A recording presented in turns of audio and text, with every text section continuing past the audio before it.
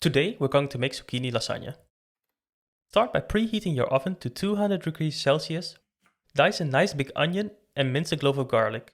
Remove the stem and seeds from a bell pepper and cut into nice cubes. Slice the zucchini into thin slices and try to keep them uniform.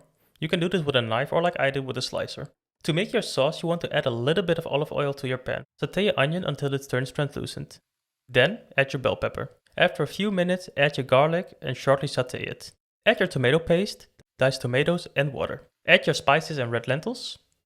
Finish off your sauce with some salt and pepper. Now for the layering. Grab yourself an oven-safe dish and add a really thin coat of oil or butter. Start out with a layer of sauce. Add a layer of zucchini and slightly overlap the edges so it's fully covered. Now add some sauce and spread it to a consistent layer. Add a little bit of your shredded cheese and start making your next layer.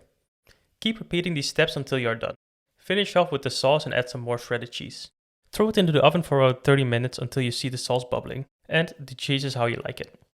When it's done, divide it into 6 pieces and plate it. There you have an easy and really tasty lasagna. Enjoy!